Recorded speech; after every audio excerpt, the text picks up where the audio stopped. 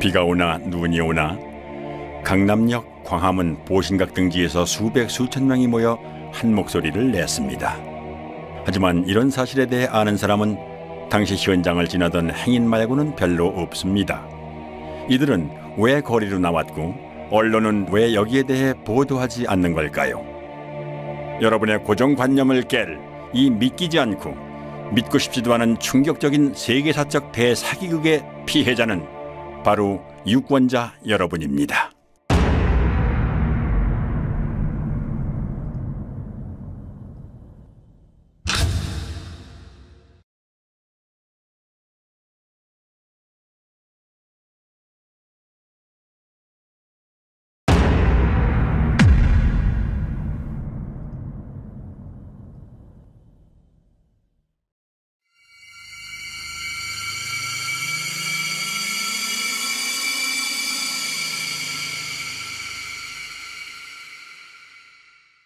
총선을 1년 앞둔 시점, 대통령 선거에서 우리가 재집권을 함으로써 앞으로 100년 한반도 평화를 가져오는 이 발언이 있고 3개월 뒤 더불어민주당의 싱크탱크인 민주연구원의 양정철 원장이 중국 공산당 중앙당교와의 협력 방안을 논의하기 위해 3박 4일 일정으로 중국을 방문했습니다. 伟大光荣正确的中国共产党万岁!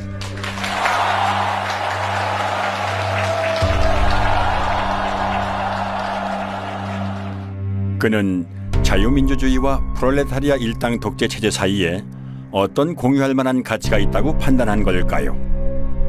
중공중앙당교와 협약을 맺은 다음 날, 그는 심천으로 날아가 천재 프로그래머들이 즐비한 세계적인 IT 기업 텐센트를 찾아갑니다. 4.15 총선 한 달 전, 전문가 11명의 예측 결과 민주당의 승리를 점친 전문가는 5명, 당시 야당인 통합당의 승리를 점친 전문가 역시 5명, 판단 유보가 1명이었을 정도로 예측 결과는 백중세였습니다. 선거 닷새 전, 저는 하여튼 범진보 180, 민생당까지 다 합쳐가지고 비례를 받는 경우에 그것이 불가능한 것은 아니다. 이렇게 보고 있습니다. 와. 선거 하루 전 유시민의 발언을 의식한 탓일까요? 이근형은 지역구 목표를 130석 플러스 알파라고 밝히고 유시민이 말한 180석을 꿈의 숫자라고 표현합니다. 저희가 쉽게 예측하기는 어려운데 지역구에서는 130석 정도를 어느 정도 안정적으로 확보할 수 있지 않나. 그리고 거기에 이제 플러스 알파를 좀 기대하고 있습니다. 180석이라고 하는 것은 저희 입장에서는 굉장히 한마디로 꿈의 숫자입니다. 한마디로 꿈의 숫자입니다. 저도 과거에는 부활못이었어요. 저도 이제 특별감찰관실이나 그 국회 부의장실에서 부정선거 제보나 이런 것들을 접한 적이 있습니다. 그런데 그때는 이상한 사람들이다. 말도 안 되는 그런 거를 이렇게 가져오냐라고 해가지고 사실 제대로 살펴보지도 않았어요. 그냥 부활못이었죠. 그런데 이제 선거 모의 소송을 하게 되고 증거 보전을 하게 되고 이 부정선거의 증거들을 보면 볼수록 심각한 부정선거가 있었던 거예요. 4월 15일 제21대 국회의원 선거일, 출구조사 결과가 발표됩니다. 예상 외의 압승에 어안이 벙벙했던 걸까요? 민주당은 패한 쪽이라고 봐도 될 정도로 경직된 분위기입니다. 이근형 역시 환희에 찬 승자의 모습과는 거리가 있습니다. 민주당은 예상을 훨씬 뛰어넘어 그 꿈의 숫자를 현실로 만듭니다. 선거 다음 날 아침 이근형은 SNS에 전략기획팀의 예측이었다며 광역별 판세라는 표를 올렸는데 큰 논란이 일자 바로 삭제합니다. 그 표에는 지역별 예상 득표와 함께 비례대표 17석을 뺀 실제 민주당의 지역구 획득 의석수와 정확히 일치하는 163이라는 숫자가 적혀 있었던 것입니다. 특히 괄호 안에 사전투표 보정값이란 표현은 시뮬레이션을 통해 사전투표를 조작한 값이 아니냐는 의심을 불러일으켰습니다. 실현 불가능하다던 꿈의 숫자를 그는 왜 예측이라고 하며 갖고 있었을까요? 더불어민주당이 미래통합당을 누르고 압승했습니다. 민주당은 지역구와 비례대표 의석을 모두 합해서 전체 의석의 5분의 3인 180석 선을 넘겼습니다. 16년 만에 단독 과반을 차지한 것을 뛰어넘어서 사실상 개헌을 제외한 거의 모든 안건을 단독으로 처리할 수 있게 됐습니다. 유례 없는 공룡 여당이 탄생한 겁니다. 반면 미래통합당은 비례정당까지 합해서 개헌 저지선인 101석을 턱걸이로 방어하는 참패를 당했습니다. 그런데 민주당 대선의 1등 공신인 양정철은 예상대로 나온 결과가 무엇이 그리 엄청나고 두려운지 입술까지 파르르 떱니다. 너무 엄청난 결과를 만들어 주셔서 무섭기도 하고 두렵기도 하고 너무 엄청난 결과를 이근영도 비슷한 말을 자주 남깁니다. 선거를 대승리로 이끈 이들은 대체 무엇이 그리 두려웠던 걸까요? 저도 선거를 한 30년 이상 분석을 했지만 이렇게 압도적으로 여당이 승리할 거라는 거는 전혀 예측 못했습니다. 예. 투표는 크게 선거일 전에 하는 사전투표와 선거일 당일에 하는 당일투표로 나누어지지요. 그런데 선관위에서는 투표소 내의 모든 CCTV를 가리도록 규정하고 있습니다. 이 때문에 전국의 투표소는 투표자 수 부풀리기나 기타 의심할 만한 불법 행위에 대해 사후 확인조차 할 수 없게 되어 있는 사각지대입니다.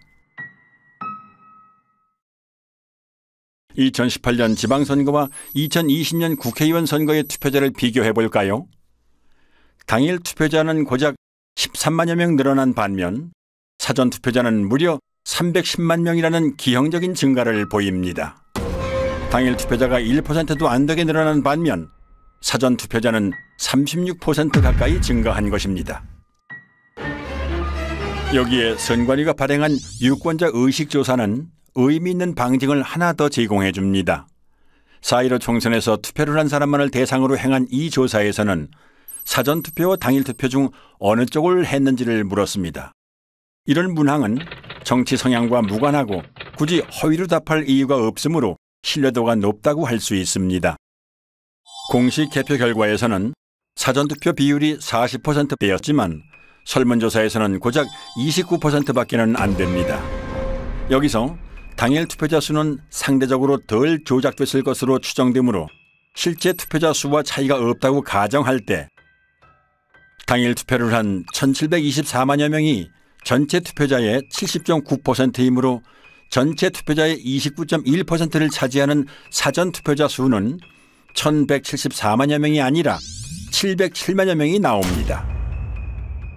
무려 466만여 명, 65.9%가 부풀려졌다는 얘기가 됩니다. 한편 부천 신중동 사전투표소의 투표자 수는 18,210명이었습니다. 이는 평균 4.7초당 1명이 투표했음을 의미하는데요. 코로나 때문에 발열 체크, 장갑 착용 등의 추가 절차까지 있던 상황임을 고려할 때 과연 가능한 투표 속도였을지 의문스럽습니다.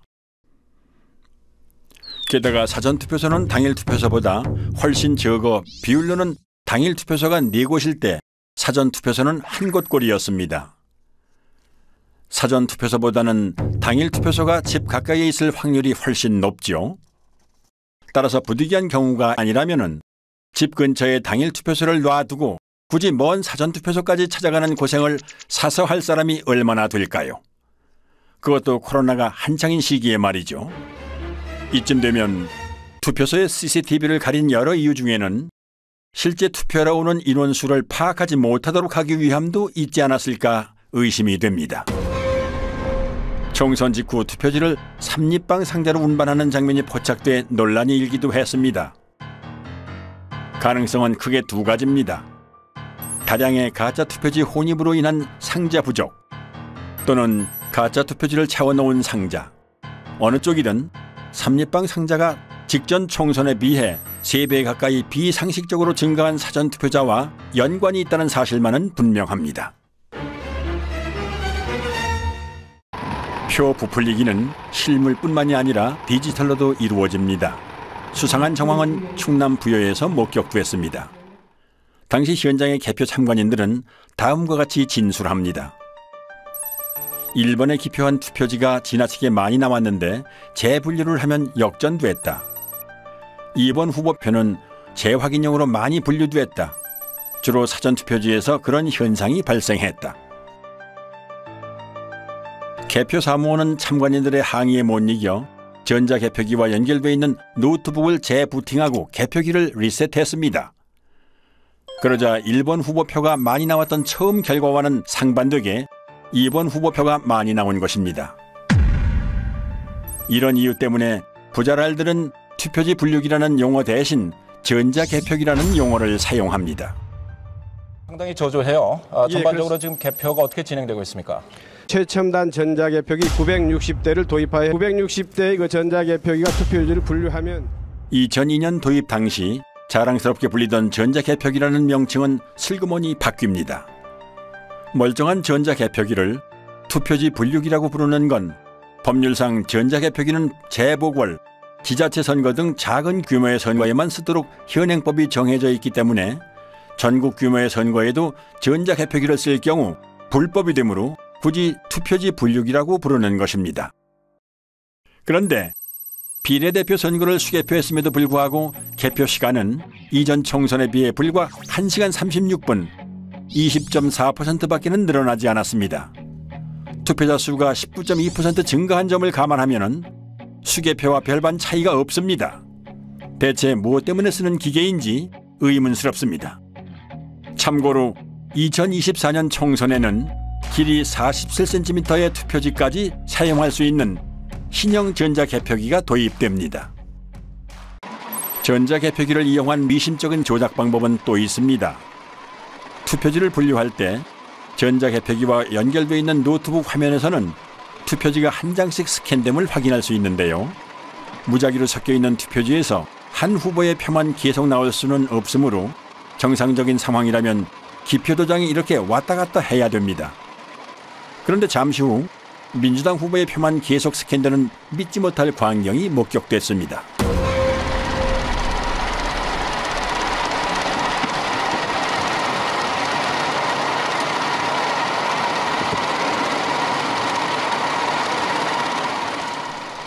그리고 이런 장면은 부산에서도 참관인의 카메라에 잡힙니다.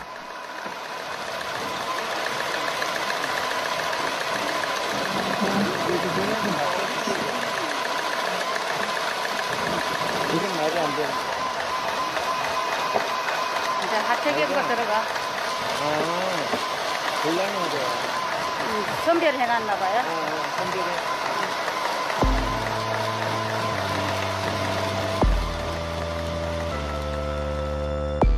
과연 재확인 목적이 맞을까요? 중복 스캔에 대해 선관위에도 질의하고 내부 지침도 확인했지만 그런 내용은 없었습니다. 오히려 분류된 투표지를 다시 통과시키면 투표수가 많아지게 되니 유의하라는 빨강색 주의 문구가 있었습니다. 재확인이라는 구실로 부풀린 득표수와 투표지 수를 맞추는 작업이라는 생각이 강하게 듭니다. 이 장면은 부자랄들에게는 너무나 유명합니다.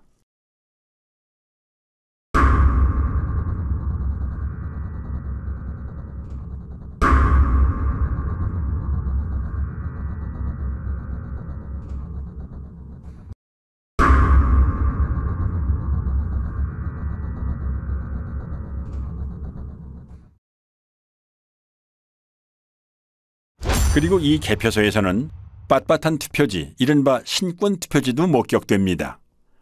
투표 사무원 손 타고 투표함에 넣을 때 접히고 접히지 않더라도 안에서 하중에 눌리고 개표소 테이블에서 눌리고 이리저리 휩쓸리고 개표 사무원 손까지 타는 투표지가 이렇게 흐트러짐이 없이 신권 지폐 같을 수가 있을까요?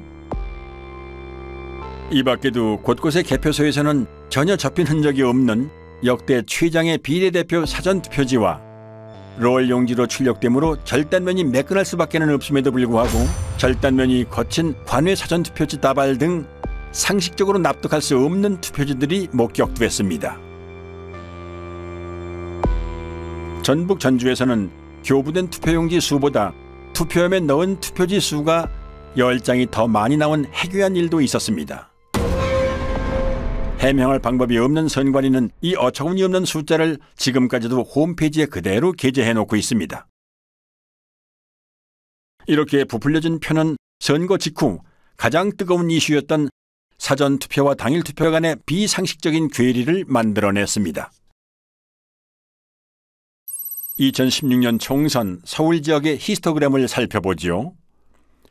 X축은 사전투표 득표율에서 당일투표 득표율을 뺀 차이를 나타냅니다. 즉, 사전투표 득표율이 당일투표 득표율보다 크면 양수이므로 0을 기준으로 오른쪽, 사전투표 득표율이 당일투표 득표율보다 작으면 음수이므로 0을 기준으로 왼쪽에 위치하게 됩니다. 그리고 Y축은 읍면동의 숫자를 나타냅니다. 파랑색인 민주당과 빨강색인 새누리당이 중앙에 0쪽으로 몰려있음을 알 수 있습니다. 사전투표와 당일투표의 차이가 크지 않다는 의미입니다. 그럼 2020년 4.15 총선 때의 그래프를 볼까요? 좌우가 대칭된 데칼코마니입니다. 민주당은 모두 양수 쪽에 있으므로 모든 지역에서 사전투표 득표율이 당일투표보다 더 높았다는 의미이고, 반대로 통합당은 모두 음수 쪽에 있으므로 모든 지역에서 사전투표 득표율이 더 낮았다는 의미입니다. 민주당은 10%포인트 이상 높은 곳이 대부분이고, 통합당은 반대로 마이너스 10%포인트보다 더 낮은 곳이 대부분입니다. 정의당이나 국가혁명배당금당, 무소속이 중앙에 집중되어 있는 것과 대조적입니다. 조작이 주로 민주당과 통합당을 대상으로 행해졌음을 알 수 있습니다.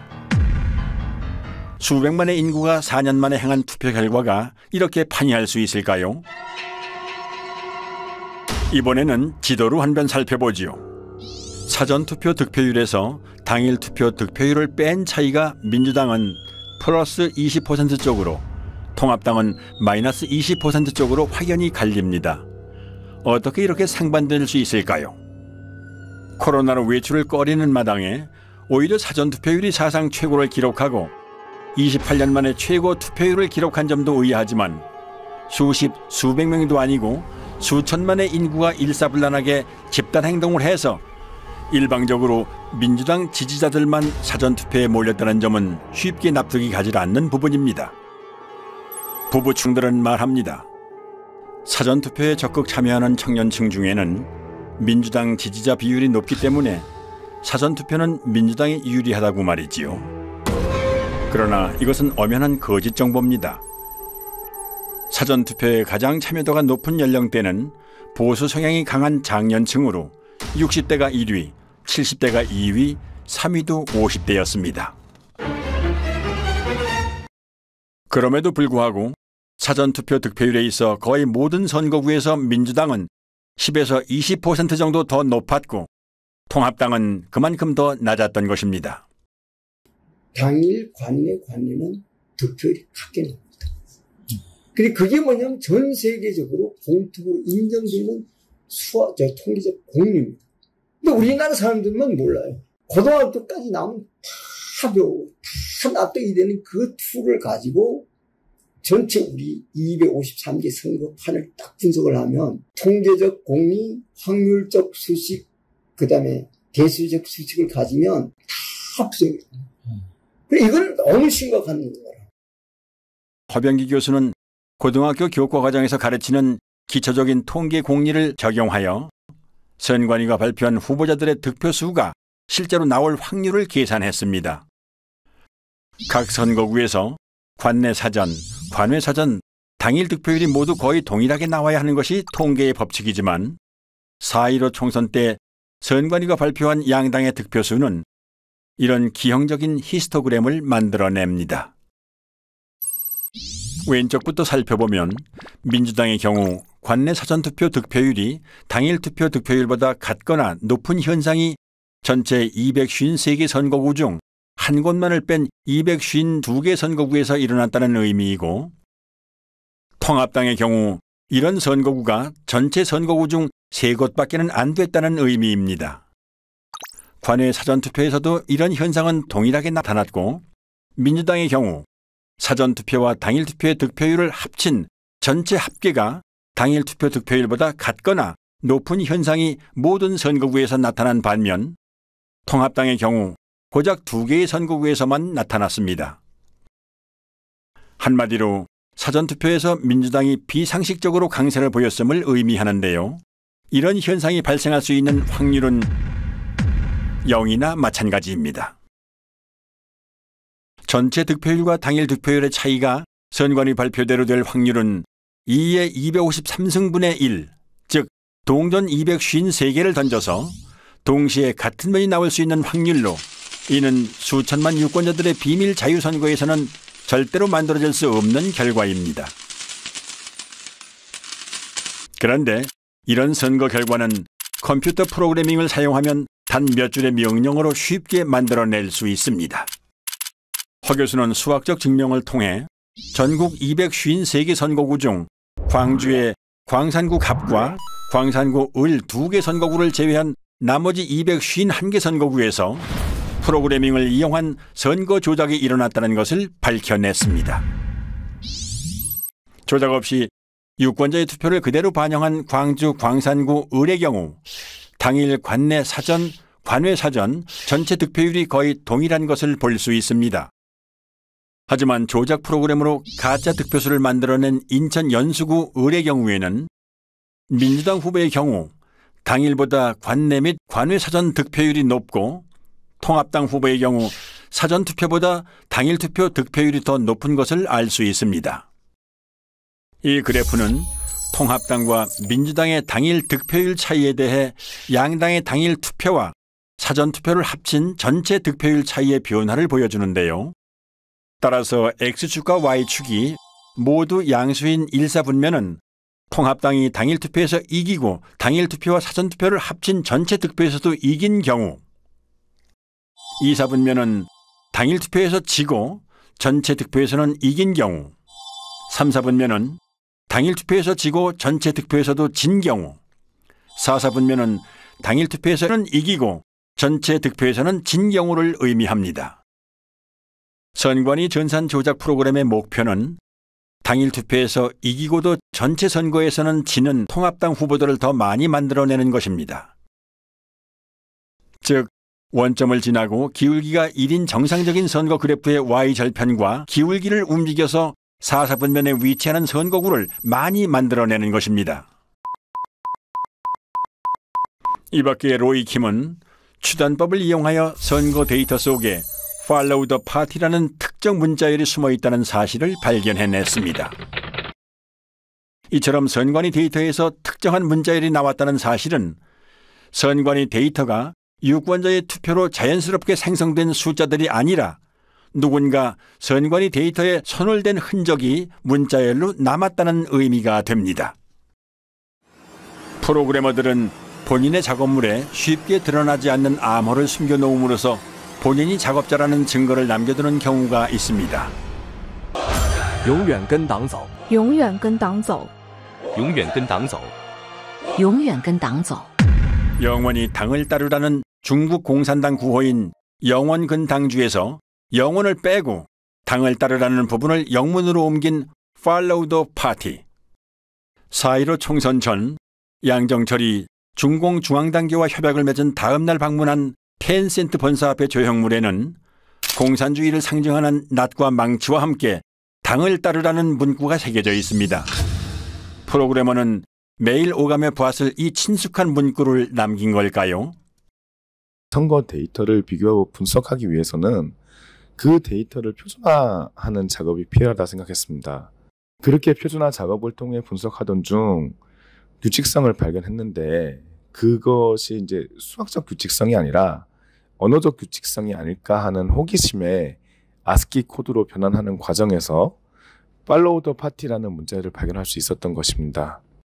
선관위가 발표한 선거 데이터에서 발견되는 데칼코마니 분포, 1차 함수의 기울기 변화와 Y절편의 이동, 특정 문자열의 존재 등은 선거 결과가 인위적인 조작에 의해 만들어졌음을 의미합니다. 재검표 현장에서 쏟아져 나온 충격적이고 비상식적인 투표지들을 잠시 후 보시게 될 텐데요. 이들 가짜 투표지들은 조작된 투표 수와 실물 투표지 수를 일치시키기 위해 황급히 급조하는 과정에서 생겨난 것으로 보입니다. 이러한 데이터 증거들은 살인사건 현장에 남겨진 피에서 검출된 범인의 DNA에 비유할 수 있는데요. 살인사건의 DNA는 국과수의 포렌식을 통해 범죄자를 찾아낼 수 있습니다. 그렇다면 부정선거의 DNA로 범행을 밝힐 수 있는 방법은 무엇일까요? 우선 유권자가 실제로 투표한 실물 투표지 수를 선관위가 발표한 가짜 투표수와 대조해보는 방법이 있습니다. 이는 재검표를 통해 가능하지요. 개표 현장에서 신권처럼 빳빳한 투표지나 측면끼리 붙어있는 투표지가 목격된 것으로 보아 개표 이전 또는 개표 중에 가짜 투표지들이 투입된 정황이 있습니다. 하지만 실시간으로 실물 투표지를 투입하여 그 숫자를 선관위 발표 숫자와 정확하게 맞추는 것은 불가능에 가까운 일입니다. 따라서 전산 조작을 밝혀낸 전문가들은 후보자의 재검표 신청에 의해 투표함 보존이 결정된 선거구의 경우 투표함 전체가 바꿔치기 될 수 있다는 추측을 하기도 했습니다. 아니나 다를까 투표지가 보존되기 전, 심지어는 대법원의 투표지가 보존된 이후에도 투표함 전체가 가짜 투표지들로 통과리가 되었다는 사실이 재검표에서 확인됐습니다. 그 물증들을 잠시 후에 보실 수 있습니다. 그렇다면 이제 커다란 의문이 남습니다. 선거일에 내가 행사한 한 표는 지금 어디에 있는 것인가?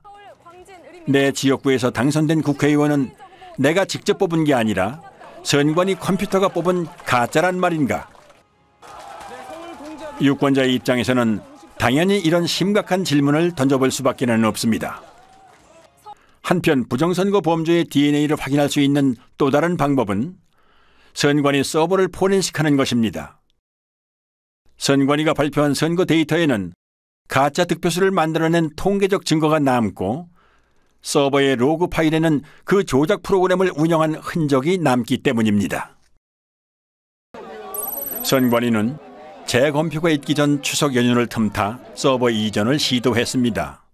모든 서버는 전원을 켜고 끈 기록, 외부로부터의 접속 이력이나 사전 투표용지 발급 이력, 데이터베이스 수정 이력에 이르기까지 컴퓨터가 관여한 모든 사건을 자동으로 남기도록 설정돼 있으므로 가히 핵심 증거라고 할 수 있습니다. 그런데 데이터를 새 서버로 옮김으로써 이 모든 기록을 없애버릴 수 있는 것입니다. 비유를 하자면 휴대폰을 교체할 때 사진이나 연락처만 옮기고 운영체제 업데이트 이력이나 통화 이력 등은 옮기지 않는 것과 마찬가지인 거죠. 한마디로 디지털 포렌식이 불가능해지는 것입니다. 선관위는 서버 교체는 아니라며 보도자료까지 배포하지만 이미 신뢰를 잃은 선관위의 말을 곧이곧대로 믿는 건 어리석은 선택입니다. 이에 인천 연수구을 민경욱 후보의 재검표 소송을 맡은 변호인단은 중앙선관위 서버에 대해 증거 보존을 신청하지만 기각됩니다. 기습적인 이전 시도를 알아차린 시민들은 선관위 관악청사 앞에서 경찰과 밤새 대치하며 서버 이전을 막기 위해 필사적으로 저항하지만 역부족이었습니다.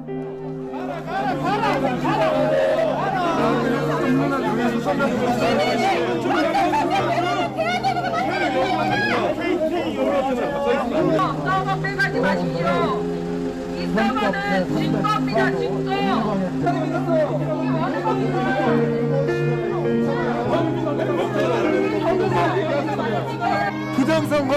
부정선거를 밝히라는 국민들 체포해가고 있습니다.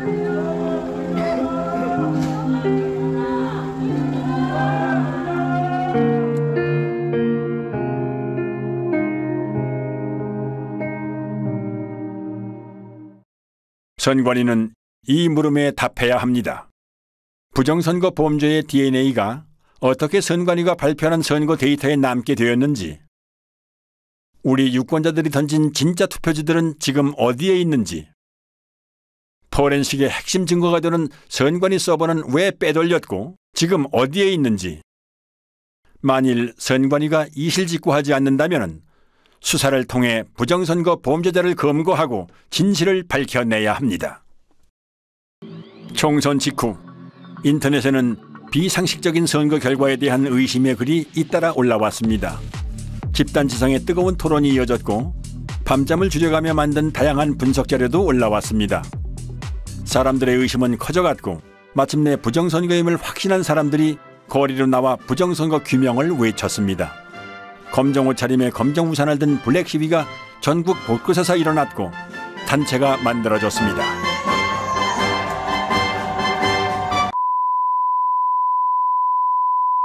그러나 일부 군소 언론과 소수의 유튜브 채널만이 제 목소리를 낼 뿐 절대 다수의 언론 매체들은 침묵했습니다. 오히려 나무위키 같은 좌편향 사이트나 일부 언론은 음모론으로 폄훼하기까지 했습니다. 진중권은 부정선거 의혹을 제기하는 사람들을 정신병자 취급했습니다. 아군에게 총구를 겨누는 사람도 있었습니다. 광주 사태 북한군 600명 투입설과 사전투표 조작설은 국가기관의 판단을 부정한다는 공통점이 있습니다. 중앙선관위의 투개표 관리는 세계적 공정성을 인정받고 그 음모를 기가 막히게 만들어내는 생산공장이 김어준을 비롯한 그 집단들이 존재하죠. 지금 보수 진영에도 그 음모론이 파고들었습니다. KBS의 기자들은 선배이기도 한 민경욱 대표를 비아냥거리기까지 했습니다. 말도 안 되는 소리 하지 마시고 4년 뒤에 잘 하세요. Follow the party, man. Follow the party. 이거 BGM으로 막 파리 음악 풀어줘요. 이렇게. Party, man. 이거 나올 때다 둠시 할 건데 공들여 기사를 안 보기 시작했어요. 그러니까 이만희가 재림 예수일 수 있는 거지. 그런 거지. 이만희가 재림 예수일 수도 있죠. 우리가 모르지. 그랑 똑같은 거야. Follow the party 몰라. 알고 싶지도 않아. 정작 최대 피해자인 미래통합당은 꿀먹은 벙어리였습니다. 아니 몇몇은 오히려 민 대표 등 의혹을 제기하는 사람들을 비난하고 성토했습니다. 민경욱 의원이나 저 같은 사람들은 계속 정치를 하는 사람들이기 때문에 뭐 이런 정도의 국가적 혼란을 야기했으면은 민경욱 의원이 오르면은 제가 정치 그만두면 되는 것이고요. 뭐 제가 오르면 민경욱 의원이 좀 여기 좀 정치적인 책임을 지셔야 되지 않나 이런 생각이고, 같은 동료 국회의원이 국제 사기꾼이 되는 이런 현상에 대해서는 묵과해서는 안 된다. 조직적인 부정선거를 계획을 했다면 이런 얼빵한 증거를 일부러 남겨두겠냐. 그리고 등에 칼을 꽂았습니다. 총선 부정선거 의혹을 제기해온 민경욱 전 의원이라든가 과격한 발언으로 논란이 됐던 김소연 변호사 등이 자리를 내려놓게 됐습니다. 수학적으로 이렇게 분석을 해보면 하면 할수록 이건 부정이다 이런 얘기가 마음속으로 확신이 생겨요. 이건 100% 부정이다. 그러니까 0.001%가 부정이 아닌데 그게 아니라 100% 부정이라고 나온다. 관내 당일이 일어날 여기 선거 이번에 4.15 선거가 일어날 확률을 계산해 보면 몇 경분이 이래 돼. 이 선거판은 도저히 이 세상에 존재하지 않는 선거 결과라는 게. 경기도 구리시 개표장에서 참관인으로 활동했던 이종원 씨는 색상이 다른 투표지들을 수상하게 여겨 선관위 직원에게 이의를 제기했지만 묵살당합니다. 그래서 경찰에 다시 신고하지만 선관위가 경찰의 진입까지 막았고 그 와중에 타인에게 건네받은 기표 안 된 투표용지 6장을 민경욱 대표에게 제공하는 공익 제보를 합니다. 신고를 했었습니다. 경찰이 개표 참관까지 들어와서 확인하는 중 선관위 사람으로 보이는 사람들한테 쫓겨났습니다. 그 중에 누군가가 저한테 의혹이 있으니 이것도 신고를 하세요 하고 주셨던 투표 용지가 제가 우리 옆에 계시는 민경욱 의원님한테 전달하게 된 동기입니다. 앞으로 사법기관이라든지 검찰이라든지 특별히 선관위라든지 이런 데 조사에 응해서 성실히 제가 조사할 용의가. 결국 이 의인은 절도를 했다는 누명을 쓰고 구속수사까지 받은 끝에 1년 6개월이란 긴 기간을 복역합니다. 의심스러울 때는 피고인의 이익으로 판단한다는 형사법의 대원칙을 뭉개버린 엽기적인 판결이었습니다. 당시 실형을 확정한 대법원 3부에는 선관위원장 노정희가 소속되어 있었습니다. 한편 언론은 민 대표가 투표용지를 오인했다며 날조 보도까지 합니다. 일련 번호가 붙어있는 당일 투표지입니다. 당일 투표지입니다. 또 민의원의 주장과 달리 해당 용지는 사전 투표가 아닌 본 투표용인 것으로 드러났습니다. 중앙선관위 조사 결과 민의원이 입수한 투표용지 6장은 사전 투표가 아니라 총선 당일 본 투표 뒤 남은 용지였습니다. 모든 언론사는 선관위가 악의적으로 왜곡한 보도자료를 그대로 받아 쓴 걸까요? 아니면 알아서 충성한 걸까요? 4.15 총선은 누가 봐도 미심적인 선거였던 탓에 선거 직후 역대 최다의 선거 무효 소송이 무더기로 접수되었고, 부정선거를 줄기차게 주장해온 민경욱 대표는 가장 먼저 소를 제기합니다. 선거에 관한 소청이나 소송은 다른 쟁송에 우선하여 신속히 결정하고 재판하여야 합니다. 소가 제기된 날부터 180일 이내에 처리하라, 이렇게 되어 있습니다. 하지만 대법원은 처리 기한을 4배 이상 훌쩍 넘긴 800여일 만에야 이 소송을 처리합니다. 중앙선거관리위원회는 선의의 피해자인지 아니면 부정선거의 주범이며 공범인지 국민들이 지켜볼 것입니다. 그런데 많은 사람들이 공감을 안 하는 게 문제예요. 지금이 어떤 시대인데 이랬단 말이에요. 얼마든지 내년에도 또 신청을 해보겠어요. 해가지고 제가 교육을 시키고 싶어요. 사전투표 절대로 해서는 안 되고. 기다리고 기다리던 인천 연수구을 재검표가 소를 제기한 지 1년도 넘어 마침내 열립니다. 황당하게도 대법원은 사진과 동영상 촬영을 허용하지 않거나 극도로 제한합니다. 선관위는 투표지 이미지 파일 원본은 없다며 사본을 제출합니다. 투표지 이미지 파일이란 투표지가 전자개표기를 통과할 때 스캔되면서 저장되는 파일로 원본 파일을 확인해야만 진위 확인이 가능합니다. 사본에는 이미지 생성 시간 등의 핵심 정보가 없기 때문입니다. 그러므로 사본을 제출한 자체가 파일이 조작된 것임을 자인하는 셈이었습니다. 그런데 다행히도 중국 또는 다른 어디에선가 급조됐으리라 추정되는 투표지들은 품질이 조악하다 못해 엉망이었습니다. 투표관리관 도장의 빨간 잉크가 일장기처럼 원형으로 뭉개져 글자를 제대로 알아볼 수가 없는 이른바 일장기 투표지가 나왔고, 지역구 투표지 하단에 비례대표 투표지 일부가 인쇄된 배춧잎 투표지도 나왔습니다. 프린터에서 롤 용지로 출력하는 사전 투표지에서는 절대 나올 수 없는 측면끼리 붙은 자석 투표지. 아니 동영상 촬영이 되나? 네네네. 제가 그 권한을 계속 촬영 중이에요. 전문부팅이 아니라 됐습니까? 이거 안 띄워진다. 어머나, 이게 뭐야? 안 띄워진다 이거. 이 겉쪽면을 자세히 한번 찍어볼게요. 이게 어떻게 붙어 있는지.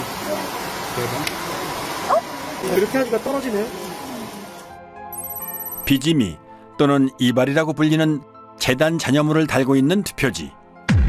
이거는 자르다가 만 거 같아요. 네, 제가 지금 동영상 찍었습니다. 이거 한번 뒤집어 주실 수 있나요? 계속 카운팅가. 이것도 네. 옥년 이동이네요. 네.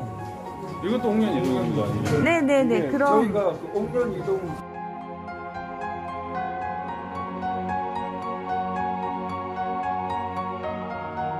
인쇄소에서 쓰는 접착제인 머리풀, 일명 댄너리풀이 측면에 붙어있는 투표지와 이 접착제가 투표지 면에 묻어 서로 들러붙은 투표지.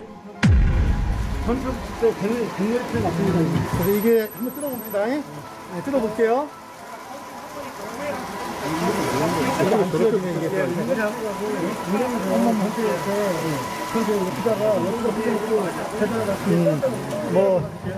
별도로 계산하면 될 것 같아요. 새 지폐처럼 빳빳한 신권 투표지. 투표지를 촬영 못하게 노트를 올려놓고 손으로 가립니다.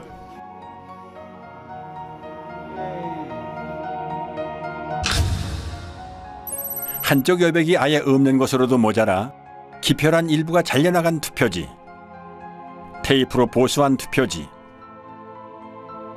스캔한 투표지를 다시 인쇄한 흔적. 재검표 현장은 그야말로 엽기적인 투표지의 전시장이었습니다.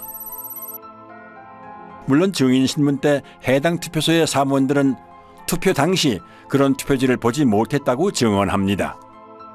민경욱 대표는 이런 투표용지에 투표한 사람을 찾는다며 10억 원을 내걸고 신문에 전면 광고까지 냈지만 그런 투표용지에 투표를 한 사람은 아직까지도 나오지 않고 있습니다. 첫 번째 재검표인 만큼 주요 언론에서도 보도를 했습니다.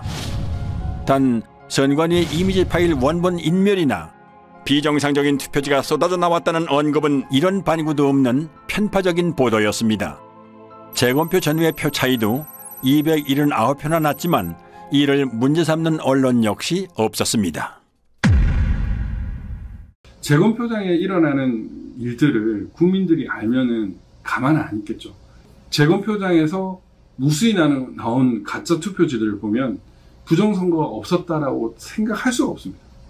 투표함을 개봉을 하는데 특히 사전투표함을 개봉만 하면 정말 이것은 희상천외한 이상투표지들이 쏟아졌단 말입니다. 그것을 보면서 저는 진짜 충격을 받고 소름이 끼칠 정도였습니다. 스캔해갖고 다시 인쇄했다는 게 확인이 된 게 뭐냐면, TMC 340에서 프린터에서 있는 투표지가 나오면 망점이 점막이 이렇게 프린터로 막 풀어진 게 보여요. 보이는데, 이 파주권은 없어요. 망점이 없어요. 다 뭉그러졌어요. 이게 프린터에서 뭉그러질 수가 없거든요. 프린터 아무리 잉크를 막 떠붙인다고 해도 뭉그러질 수가 없어요. 박용찬 후보, 지금 당협위원장께서 그때 증거 보전 때 사진을 잘 찍어 놓으셨어요. 그래서 휴대폰에 그 사진을 선명하게 보관한 후에 이렇게 칭칭 감고 도장을 찍고 한 모습을 사진을 잘 찍어 두셨던 겁니다. 그리고 이제 마음을 단단히 먹고 이번에 재검표를 하러 가면 반드시 비교를 해보리라 이렇게 이제 마음을 먹고 갔던 거죠. 가서 대조를 해보니까 유관상 안 맞는 거예요.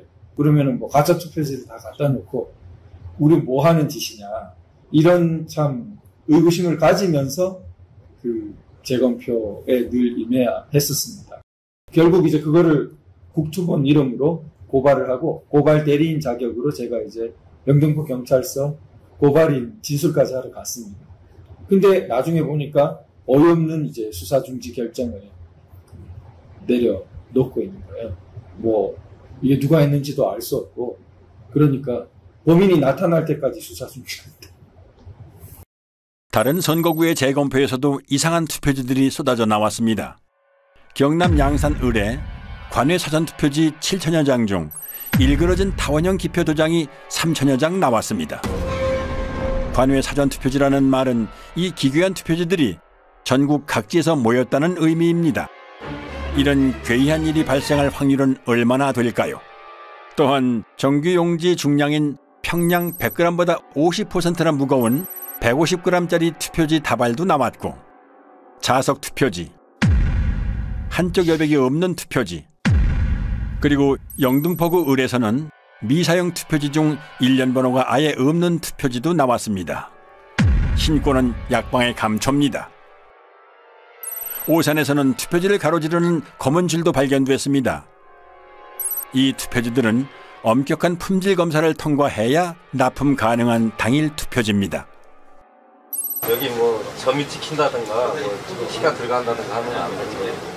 측면이 너덜거리는 테이프 붙은 투표지와 접착제 붙은 투표지, 검표한 옛날 기차표 같은 투표지, 테이프 접화면이 맞지도 않는 투표지, 비스듬히 잘려나간 측면에 도장까지 이상한 투표지, 사람이 아니라 인쇄기가 찍은 듯한 기표 도장,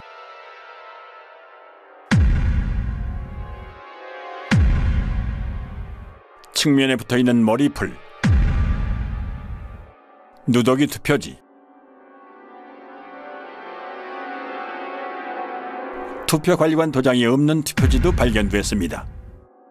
파주에서는 지역구와 비례대표 인쇄 내용이 함께 찍힌 배춧잎 투표지도 2장 더 나왔습니다. 그리고 자석 투표지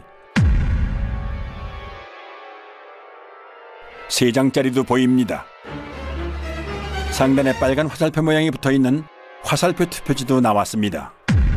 안 나오면 섭섭한 신권 투표지, 한 장씩 절취하여 교부하는 일련 번호를 한꺼번에 여러 장 자르다 만 투표지, 새 종이 같은 빳빳함은 차치하고 이런 잔여물이 롤 용지에서 나올 수 있나요? 여기에 투표용지는 분류 시 종이가 걸리는 것을 방지하기 위해 종이가 접힌 후 원 상태로 회복하는 기능이 적용된 특수 재질을 사용하고 있습니다. 접힌 자국이 없는 투표지가 돈다발처럼 묶여 다량 발견된 것이 선거 결과 조작의 증거는 될 수 없습니다. 선관위의 궤변대로라면 이런 투표지들은 모조리 가짜 투표지가 되겠군요. 주요 물증에 대한 보충 설명입니다. 화살표 투표지는 QR코드가 있으므로 사전투표지입니다. 사전투표용지는 롤 용지를 사용해 출력하지요. 롤 끝에는 용지가 풀리지 않도록 고정하는 스티커를 붙여놓는데 이 부분이 그대로 사용된 것입니다. 얼마든지 재발급이 가능한데 굳이 이런 투표용지를 교부할 사무원이 있을까요? 일장기 투표지는 투표관리관이 선수 도장을 날인하는 당일 투표지입니다. 관리관이 사용하는 도장은 잉크가 내장돼 있어 인주가 불필요한 만년 도장인데요. 아마도 사용법을 모르고 인주를 묻혀 찍는 바람에 일장기에 붉은 원처럼 도장이 뭉개진 투표지입니다. 참고로 일장기 도장은 송도 이동 제6투표구의 총 투표지 1974장 중 1000장 이상이 나왔습니다. 1000장을 날인하려면 무려 6시간이나 걸리는데요. 물론 그 긴 시간 동안 그런 도장을 찍은 사람도, 그런 투표지에 투표를 했다는 사람도 나타나지 않았습니다. 정상의 투표용지라면 좌우 여백이 균등해야 합니다. 선관위가 팩트체크라는 이름으로 올려놓은 영상부터 보시죠. 투표용지의 좌우 또는 하단 여백이 불균형하게 인쇄된 투표용지가 발견됐다는 의혹이 일면서 이게 유효투표지 대량 인쇄의 증거라는 주장이 있었는데요. 대법원은 투표용지 발급기에 장착된 라벨 프린터에 종이를 정렬하는 가이드의 위치가 잘못 설정되었거나 공급용지를 한쪽으로 치우치게 투입하거나 커팅되면서 좌우 또는 상하 여백이 다른 투표용지가 생성될 수 있다고 판단했습니다. 투표지 위조는 없었다. 선거 이슈 팩트체크였습니다. 선관위 직원들은 선거 여러 날 전에 투표용지를 모의 출력해보고 사전투표 전날에도 최종적으로 모든 프린터에서 모의 출력을 실시하여 이상 유무를 점검한 뒤 프린터를 봉인합니다. 그리고 사전투표 당일 아침 봉인을 제거한 후 그 설정 그대로 사용합니다. 게다가 모든 투표용지의 폭은 100mm 불변이므로 위치를 한 번 설정해 놓으면 가이드에는 아예 손을 댈 필요가 없습니다. 그런데 이런 투표지가 나올 가능성은 얼마나 될까요? 그리고 이 프린터는 이렇게 소형 라벨까지 출력하기 때문에 좌우가 1mm만 틀어져도 불량품이 될 수 있으므로 가이드가 움직이지 않도록 고정해주는 레버가 있습니다. 올리면 풀림 상태, 내리면 잠금 상태가 되지요. 그런데 선관위는 여기 한술 더 떠 아예 레버를 글루건으로 고정을 시켜놓고 사용해왔음이 확인됐습니다. 레버 위에 반투명한 물질이 접착제입니다. 조금 전 선관위의 해명 동영상에도 레버 위에 접착제가 확인됩니다. 아무리 좌우 여백을 다르게 찍고 싶어도 찍을 수 없는 프린터를 가지고 그런 어이없는 여백 불량 투표용지를 찍어냈다고 사기를 친 겁니다. 더욱이 제조업체 매뉴얼에는 노랑 부분이 인쇄 영역이고 좌우 여백이 각각 2mm라고 명기되어 있습니다. 실제로 투표용지의 가장자리에는 바탕색이 인쇄되어 있지 않음을 알 수 있습니다. 그렇다면 이런 투표용지는 대체 어디에서 어떻게 찍어낸 걸까요? 그럼 마지막으로 배추잎 투표지, 선관위 영상부터 보시죠. 지역구 사전투표용지 하단에 비례대표 사전투표용지 내용 일부가 인쇄돼서 마치 배추잎처럼 보이는 투표지가 발견되었고 이게 대량 위조투표용지 투입의 증거라는 주장이 있었습니다. 이때 지역구 투표용지가 완전히 배출되지 않은 상태에서 투표용지를 받기 위해 출력 부분에 손을 대고 있는 경우 지역구 투표용지가 안쪽으로 밀리면서 하단의 비례대표 투표용지 내용의 일부가 겹쳐서 출력될 수 있다는 사실이 대법원 재판 감정 과정에서 확인됐습니다. 그리고 이건 선거 무효소송 때 선관위 측에서 재연 가능하다면서 제출한 영상입니다.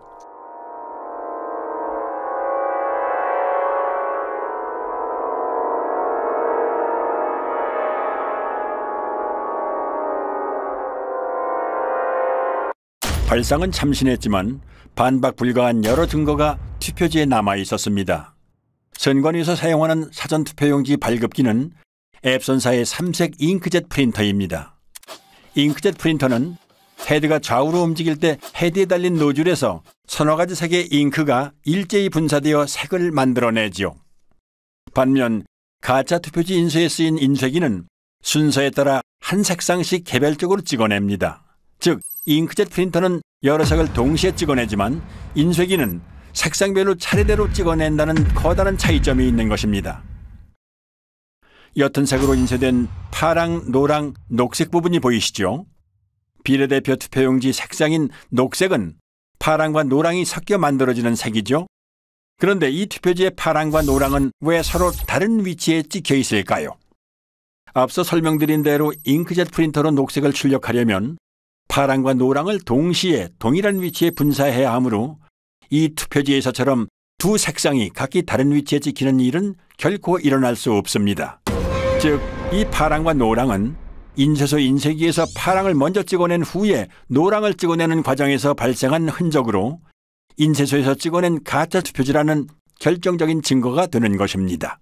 또한 국회의원 선거 투표라는 글자가 곡면을 따라 인쇄된 것도 원통을 사용하는 인쇄기 인쇄의 흔적입니다. 평면으로 배치된 잉크젯 프린터의 노즐에서는 일직선으로 배열된 글자가 곡면으로 출력되는 일은 일어날 수 없습니다. 그리고 국회의원 선거투표라는 글자 아래에 선거투표라는 글자가 중복으로 인쇄되어 있습니다. 희미하게 보이는 노란 글자까지 치면 최소 3개입니다. 게다가 빨간 선관위 청인도 얼핏 보이는 것만 최소 2개입니다. 설마 투표 사무원이 2번 이상 여러 번 갖다 댔다고 하지는 않겠지요. 또한 한국경제당 아래에 위치한 친박신당이 더 위에 찍힌 것도 설명할 수 없는 부분입니다. 참고로 이런 인쇄 불량은 인쇄 중 찢긴 용지 일부가 원통에 달라붙은 것을 모르고 계속 작업할 때 일어나는 현상입니다. 사실 배춧잎 투표지의 증거는 이것 하나만으로도 충분합니다. 투표용지 출력에는 낱장이 용지가 아니라 이어져 있는 롤 용지를 사용하므로 앞에 투표용지가 절단되는 순간 다음 투표용지는 이미 상당 부분 인쇄를 마친 상태가 됩니다. 즉, 지역구 투표용지가 배출될 때 비례대표 투표용지 가장 윗부분의 선거명과 청인은 이미 인쇄를 마친 상태인 것입니다. 이 영상을 한번 보시죠. 선거용지 2장을 받으면 지역구 투표용지 배출에 바로 이어서 비례대표 투표용지가 나오는 모습입니다. 아무리 재빨리 들이민다 해도 비례대표 투표용지 상단부에 선거명과 청인은 찍힐 틈을 허용하지 않습니다. 그러므로 이런 현상은 일어날 수 없는 것입니다.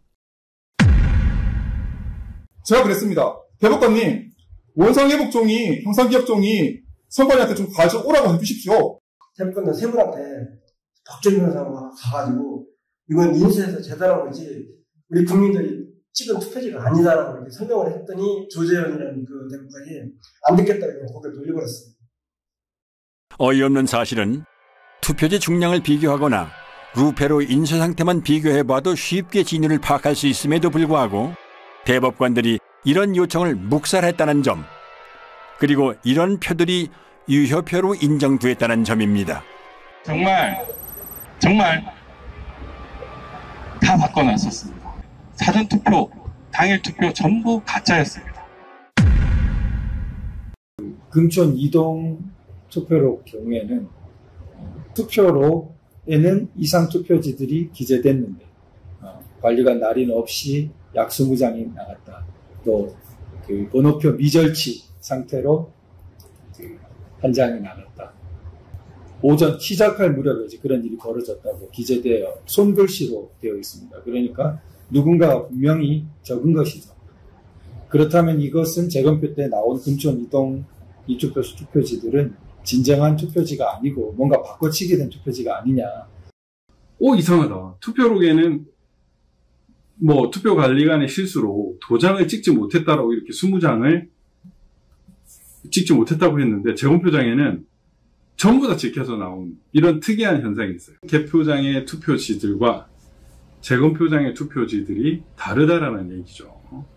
이런 빳빳한 이런 성질뿐만 아니라 투표록, 개표록에 있어서의 그런 심각한 차이도 이런 부정선거를 입증하는 그 증거라고 할 것입니다.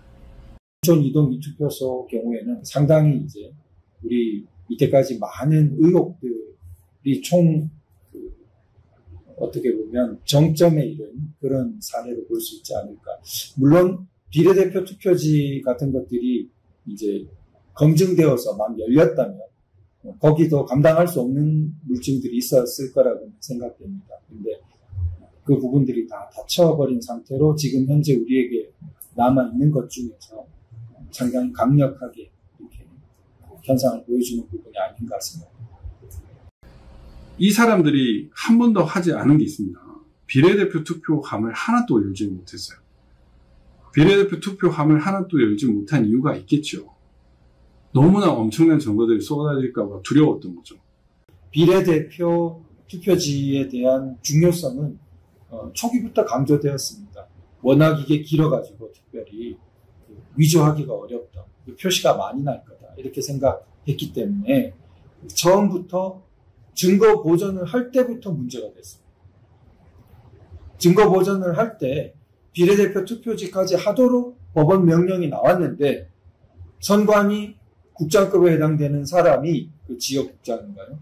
아니 판사를 막 그렇게 판사의 권위도 무시하고 그거를 증거 보전을 못하게 했거든요. 그리고 뒤에 따로 가서 했거든요. 이미 뭔가 또 손을 썼겠죠. 아마도. 그러니까 그때부터 벌써 비례대표 투표지가 자기들에게 엄청나게 약점이 있었던 거죠. 비례대표 선거 무효 소송은 3년 만에 재판을 열었는데 그 첫 기일에 모든 증거 신청을 기각하고 바로 변론을 종결하고 선고기일을 잡고 기각 판결을 내렸다는 말입니다. 이런 재판이 있을 수 있습니까? 참고로 자유통일당이 제기한 비례대표 선거 무효소송 주심인 민유숙 대법관은 투표지에 대한 확인은 물론이고 이렇다 할 변론 기회조차 부여하지 않고 서둘러 소를 기각해버리는 불법적인 행보를 보였습니다. 민경호 의원이 연설로 제일 마지막 공판할 때 가가지고 제가 참고인들이 설명을 했는데 제가 그 얘기했어요.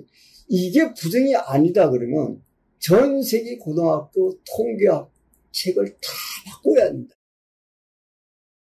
그러나 2022년 7월 28일 인천 연수구울 선거무효소송 판결일 천대엽, 조재현, 이동원은 세계 사법 역사에 길이 남을 최악의 판결로 선거무효소송을 기각하며 사법 정의를 도륙합니다.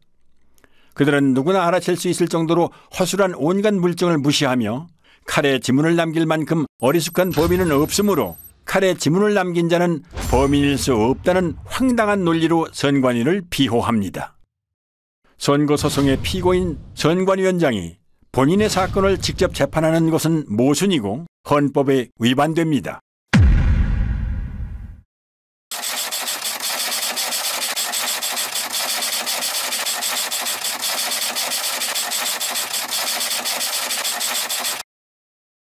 (4월 15일) 총선 선거무효소송을 기각했습니다. 법원의 판단을 존중합니다. 지난 2년간 우리 사회는 부정선거 논란으로 국민적 불신과 갈등이라는 엄청난 사회적 비용을 치러야 했습니다. 그나마 후손들에게 그나마 덜 욕을 먹으려면 불명예를 회복하려면 지금이라도 양심선언하고 제대로 재판해야 된다. 그렇게 생각을 합니다. 사전투표지나 당일투표지를 불문하고 모두 다 법원에 제출하기 이전에 선관위가 발표한 후보별 득표수에 맞춰가지고 투표자들이 던진 투표지를 모두 다 파쇄 내지 소각 처리하고 인쇄소에 새로 만든 투표지들을 투입해가지고 법원에 제출했기 때문에 빳빳한 신권다발 투표지라든지 배춧잎 사전투표지라는 이런 부정투표지가 나온 거 아닙니까? 그거를 대한민국의 대법관들이 다 아는 겁니다. 알매도 불구하고 본인들이 그냥 듣기로 결정한 겁니다. 그 판결문에서는 그 본드가 떡칠된 투표지 같은 것은 일체 언급을 하지 않습니다. 가장 설명하기 곤란하고 불리한 부분은 아예 이렇게 존재 자체를 묵살해버리는 식으로 편법을 쓰면서 진행했습니다. 증거가 나오잖아요. 그 법조항이 있죠. 예를 들어 선거재판에 대한 법조항이 있어요. 제가 문의안으로 가봐도 당장 이건 선거 재선거예요. 아까 일정기 예를 든다면 1700 중에서 1000표가 나왔다. 그리고 200표인가 300표가 무표가 나왔어요. 글자 하나도 인식이 안 되는 게 나와요. 그리고 그때 관리 책임자가 나와갖고 나는 그런 도장 찍은 적이 없습니다. 그거 하나만이라도 그 선거를 새로 해야 돼요. 대법관이라는 사람이 그렇게 법조항을 그렇게 많이 다루는 사람들이 다른 말을 붙여서 무슨 그게 범인을 찾는 그 말이 안 되는 걸로 갖고 그래 난 들어보니까 저는 이제 그 세계가 다른 세계인데 가보면 너무 놀란 거예요. 아 여기는 이런 세계가 여기 또 있구나. 이게 진짜 신기한 세계다. 선거관리위원회가 잘못하면 선관위를 없애면 됩니다. 대법원은 어떻게 할 겁니까? 이 대법원은 죄를 쌓아가고 있습니다. 부정선거를 저지른 사람은 일회성으로 한 번 부정선거를 저질렀어요. 그럼 부정선거를 저지른 사람들을 잡아서 혼을 내면 우리 체제는 튼튼하게 지탱될 수 있습니다. 그런데 지금 이 대법관들이 한 짓은 한 번 저지른 그들의 부정선거를 판결로서 남김으로 해서 판례가 남음으로 해서 우리 사회에 제도로 만들어버렸습니다. 부정선거를 제도로 만든 그 큰 죄, 위헌, 헌법을 유린한 죄, 그 죄의 값은 반드시 물어야 한다고 생각합니다. 적어도 누구나 아마 상식선에서도 그 정도라면 이 선거는 부정이고 무효라고 판결을 해주고 스스로 검찰에다가 고발을 하고 수사 의뢰를 하고 이렇게 해야 되는데 심지어 뭐 대법관들이 검증기일에 촬영한 수많은 사진들을 다 삭제해버리고 동영상이고 녹음이고 다 해놓고 그런 거 주지도 않고 그렇게 불투명하고 공정하지 않고 오히려 뭐 범죄자들 돕는 이런 식의 행동을 하는 분들은 아마 스스로 그 자리에서 물러나고 그 나머지 여생을 정말 좀 반성하시면서 살아가는 게 그게 인간된 도리라고 생각이 되거든요. 그럼 2022년 대선은 어땠을까요? 많은 부자랄들이 얘기합니다. 애국 시민들의 적극적인 선거 감시 활동이 없었더라면 이재명이 대통령이 됐을 거라고 말이죠. 물증뿐만이 아니라 데이터도 부정선거임을 말해줍니다. 사전투표는 이재명 승리, 당일 투표는 윤석열 승리. 이제 이 정도로는 놀랍지도 않습니다. 서울의 투표 결과를 보면 더 가관입니다. 서울의 당일 투표에서 이재명이 이긴 동은 6.3%에 불과했습니다. 93% 동에서 윤석열이 이겼다는 얘긴데요. 4.15 총선 때와의 투표자 비교입니다. 기형적으로 증가한 유령 사전투표자들이 이재명에게 몰표를 주었기 때문에 초박빈 승부가 연출됐던 것입니다. 두 후보 간의 지지율 격차가 벌어진 데다가 막판 안철수 후보와의 단일화까지 있었기 때문에 선거 조작 세력의 유일한 선택지였던 박빙 승리의 시나리오가 애국 시민들의 선거 감시 덕분에 무력화된 것이지요. 칼로 자른 듯 사선으로 절단돼 있고 선까지 인쇄돼 있는 사전투표 용지는 어디에서 찍어낸 걸까요? 그리고 떼인 흔적이 남지 않는다면 봉인지는 왜 붙이는 걸까요? 다들 보셨죠? 청아이들. 네. 어이가. 아니, 봉인지를, 모든 분들이 알 수 있도록 봉인지를 테스트한다고 여기에 붙여가지고 이렇게 하면 흔적이 남습니다 했는데 깨끗하게 떨어졌어요. 말이 됩니까? 어이가 없다. 풀 안 남았네요. 죄송합니다. 죄송한 게 아니죠, 그거는. 그러면은, 글자 영어 알파벳이 나오죠. 위에서 밑으로 떼요. 아무데나 떼도요. 기능 자체가 그런 거라서 이거는. 봐요! 이야! 정말! 봅시다. 와, 이거 표시 안 나네? 이거 와 이랬나? 잠깐, 내가 가서 이신청하고 올게. 한편 아침 6시부터 투표소 앞에서 발열정대를 써가며 투표자 수를 센 시민들은 여러 건의 표 부풀리기를 제보해왔습니다. 서울 강서구 등촌 1동 제4투표소에서 시민이 계수한 당일 투표자 수는 1640명이었으나 선관위 집계는 1782명이었습니다. 이런 제보는 계속됩니다.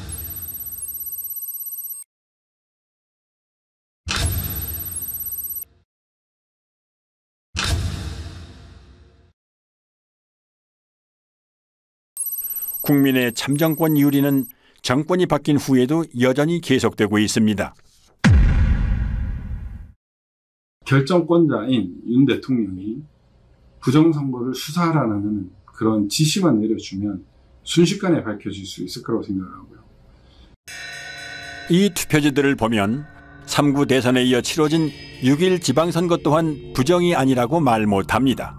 이재명이 출마한 인천 계양구 올 국회의원 보궐선거의 빳빳한 당일 투표지들, 그리고 새로 산 벽돌책 같은 교육감 투표지들, 1년 번호가 절취 안 된 투표지들은 투표 사무원이 절취하는 걸 깜빡 잊었다 치더라도 자르다만 투표지는 있을 수가 없습니다. 절취하다만 투표용지를 그냥 교부할 사무원, 그리고 그런 투표용지를 받아들고 기표소로 향할 투표자는 유령밖에 없습니다. 연속되는 동일 후보 투표지 투입은 지방선거에서도 포착됩니다. 그런데 세로 줄이 보이시죠? 문제는 이 줄이 있는 투표지들이 각지에서 우편으로 취합된 관외 사전 투표지라는 점입니다.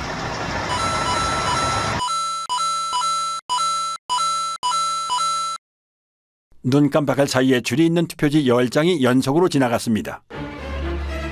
경자 위에 희미하게 짧은 줄이 있는 첫 번째 투표지에는 죽전 이동이라고 찍혀있는 것 같군요. 두 번째, 세 번째, 네 번째 투표지는 정자 이동이 찍혀있는 듯합니다. 다섯 번째는 서현 일동으로 보이는군요. 여섯 번째 투표지는 판독이 힘든데요. 공주의 옥령동 아니면 진주의 옥봉동일까요? 일곱 번째는 정자 2동, 여덟 번째는 정자 1동, 아홉 번째는 희흥동인가요? 어쨌든 별개의 지역입니다. 마지막 10번째는 서당 1동처럼 보이는데 정확히 판독은 안 되지만 아무튼 처음 나오는 동입니다. 투표지에 세로줄이 있는 것만으로도 매우 수상한 일인데 각지에서 취합된 세로줄 투표지가 연달아 모여있을 가능성은 얼마나 될까요? 당연히 여러 투표소의 관리관 도장이 찍힌 가짜 투표지를 어딘가에서 한꺼번에 찍어냈다는 증거인 것입니다. 문재인 정부에서 실시한 4.15 총선과는 달리 6.1 지방선거, 국회의원 보궐선거, 교육감 선거는 윤석열 정부에서 실시된 선거들로 정권이 바뀐 후에도 여전히 부정선거가 자행됐다는 정황을 보여줍니다. 따라서 이들 선거에서 부정이 있었다면 마땅히 그 책임은 윤석열 대통령이 져야 합니다. 법학자들, 변호사들 침묵하고 있습니다. 이런 잘못된 진행에 대해서는 잘못된 절차 진행, 잘못된 재판에 대해서는 비판의 목소리를 내야죠. 왜 안 냅니까? 이 시대를 살았던 기자들은 지난 4년의 공백기간, 양심의 공백기간, 이 사회의 목탁, 무관의 제왕, 칼보다 강한 펜을 휘두르지 못했던 그 자신들의 죄를 앞으로 오랫동안 고백해야 될 겁니다. 이 배춘입 투표지로 투표한 사람이 존재한다고 가정을 하지요. 선관위는 QR코드 확인을 통해 이 투표지로 투표한 사람이 누구인지를 특정할 수 있습니다. QR코드 맨 마지막 7자리의 1년 번호가 투표자마다 다르게 부여되기 때문이지요.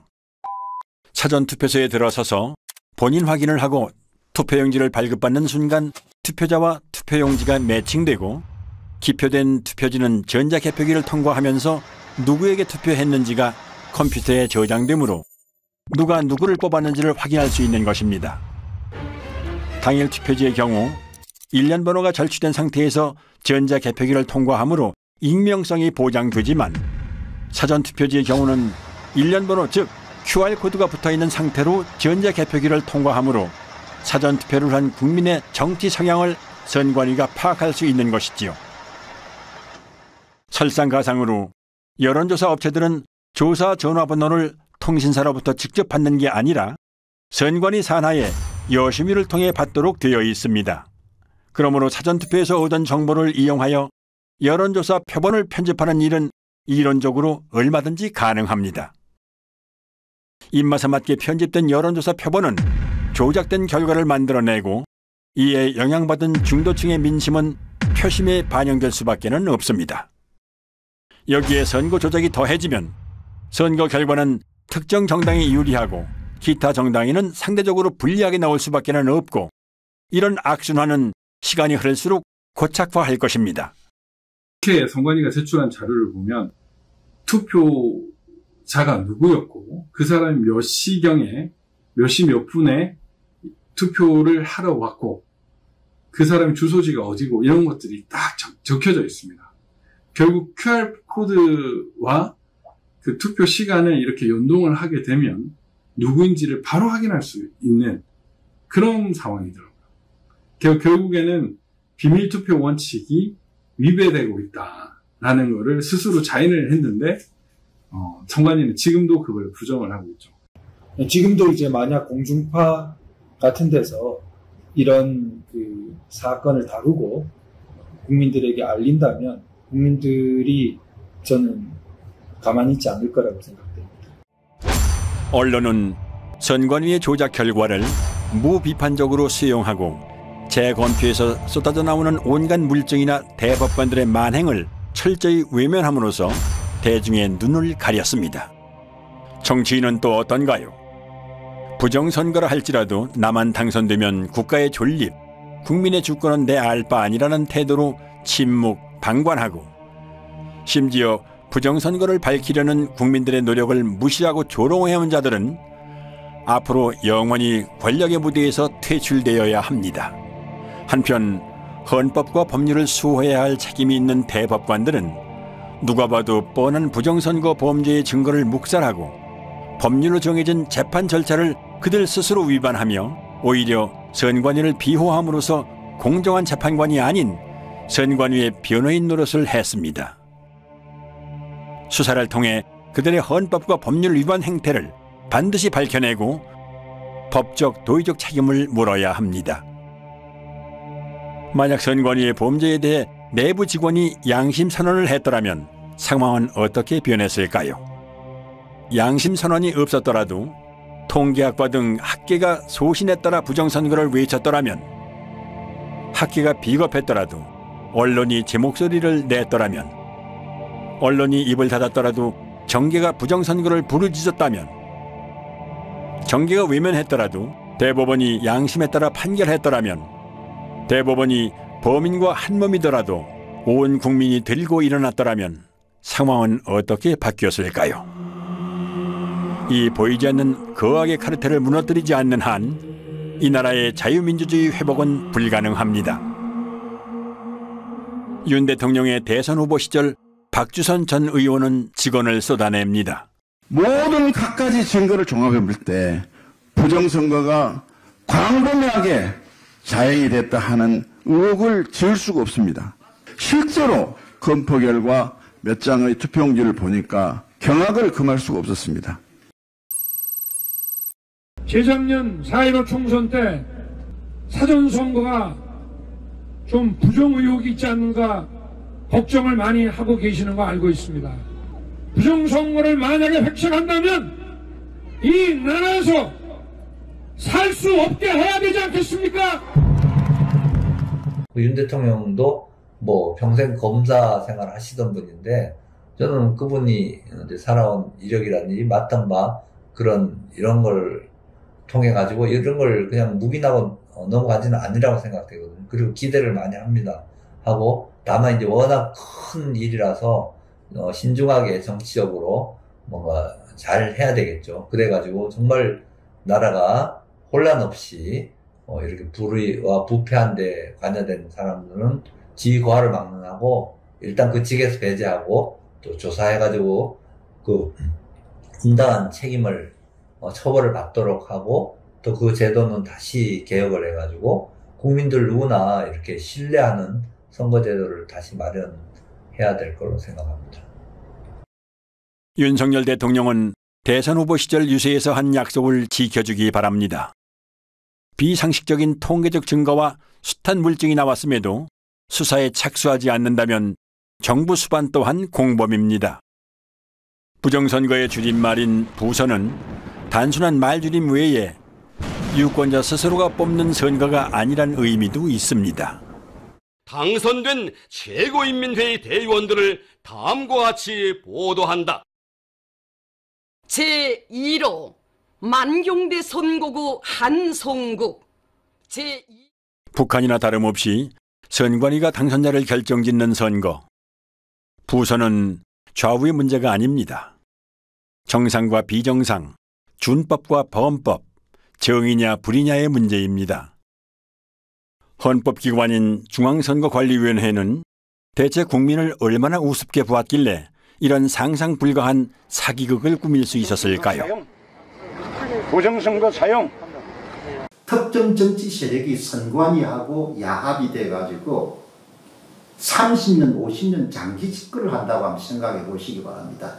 나라에 뭐가 남겠습니까? 선거가 무너진다는 것은 모든 질서가 다 무너지는 것이고, 그러면 이제 선거를 장악한 사람들 뭘 원하겠습니까? 자기들끼리 해먹을 거 아닙니까? 자기들끼리 해먹기 위해 가지고 결국은 외세와 결탁하게 될 것이고, 그 외세가 결국은 중국 공산당이 될 거 아닙니까? 우리가 체제를 유지할 수가 없는 거죠. 이거를 한국 사람들이 그냥 묵인하고 넘어가겠다. 뭐 그럼 노예로 사는 겁니다. 예. 여론 조작으로도 모자라 국민의 참정권까지 도둑질하는 보고도 믿기지 않는 사상 최악의 범죄 카르텔. 체제의 근간을 위협하는 이 거악의 범죄 집단을 해체하고 다시 정상적인 자유민주주의 국가를 되찾기 위해 부정선거는 하루빨리 규명되고 재발 방지를 위한 대수술에 착수해야 합니다.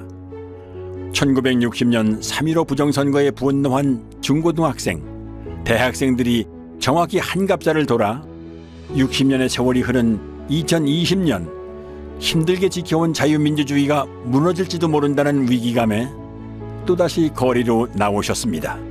백발의 등도 굽었지만 나라를 염려하는 뜨거운 마음만은 60년 전 그대로 간직한 채 거리로 나오셨습니다. 이제는 60여 년 전 거리로 나온 청년들에게 빚을 갚아야 할 때입니다. 4.15는 발음나는 대로 의미를 부여한다면 이렇게 쓸 수 있습니다. 역사상 으뜸가는 5점, 영원히 지워지지 않을 커다란 5점이 남았습니다. 세상은 부정선거 같은 일이 어떻게 있을 수 있느냐는 듯 마냥 평화로워 보이지만 지금 우리가 살고 있는 곳은 국민 주권을 유린한 거악의 부정선거 카르텔이 국회의원을 만들고 대통령을 만드는 끔찍한 독재 국가입니다. 나는 헌법을 준수하고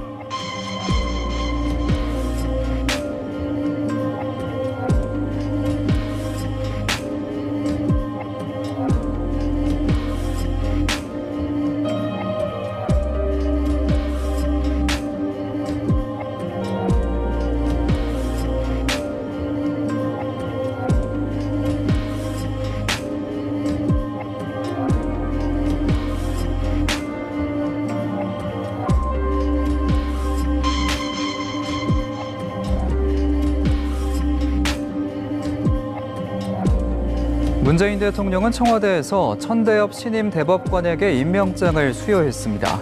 문 대통령은 환담에서 평생을 모범적으로 살아온 법조인이자 사법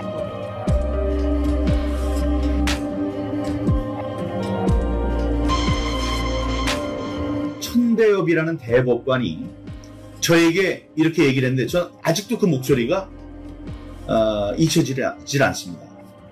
저를 한번 믿어주세요라고 했어요. 손짓도 하면서. 저를 한번 믿어주세요. 안타까운 것은 우리 국민들이나 변호사들, 법조인들은 메이저 언론에서 보도를 해주는 것만을 사실이라고 인식하는 그런 경향이 있습니다. 그래서 그분들은 메이저 언론이 보도를 하지 않으니 그런 사실은 없는 것이다 라고 인식을 하는 것이 아닌가. 우리 국민의힘은 결정적 변화를 통해서 대한민국을 희망이 살아 숨쉬는 나라, 공정과 상식이 통한 나라로 만들어 가겠습니다. 새로운 국민의 나라로 만들겠습니다. 선거 때마다 단골 손님처럼 등장하는 부정선거 논란은 우리가 70년 동안 어렵게 꽃피워온 민주주의 정신을 위협할 뿐만 아니라 사회 통합을 저해한다는 점을 뼈아프게 생각해야 합니다. 정치인은 주권자의 대리인입니다. 국민이 맡긴 권력은 오직 국민만을 위해 사용되어야 합니다. 서러운 국민의 눈물을 닦고 절망하는 국민들께 꿈과 희망을 드려야 합니다. 말 같지가 않아서 응대를 안 하려고 했었는데 좀 선거가 있었다 이렇게 이야기를 하는데요. 물론 우리 국민들께서 그 이야기에 그나마 귀를 기울이시는 분은 아무도 없는 것 같습니다. 또 10% 이야기를 하고 있는 사람들을 보면서 안타깝습니다.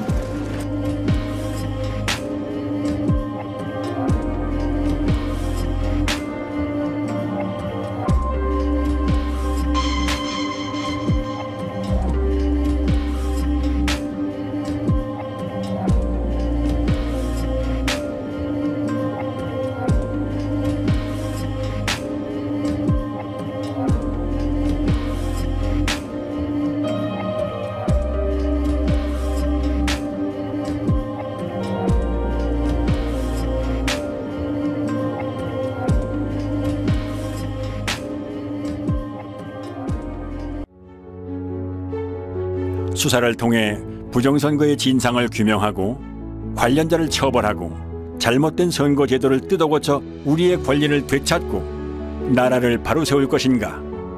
아니면 부정선거 카르텔에 우리의 주권을 통째로 빼앗긴 채 우리 자녀들까지 대대손손 그들의 노예로 살게 할 것인가? 이제 이 나라의 주권을 가진 우리가 선택하고 행동에 나설 차례입니다. 헌법의 문구를 다시 상기합니다.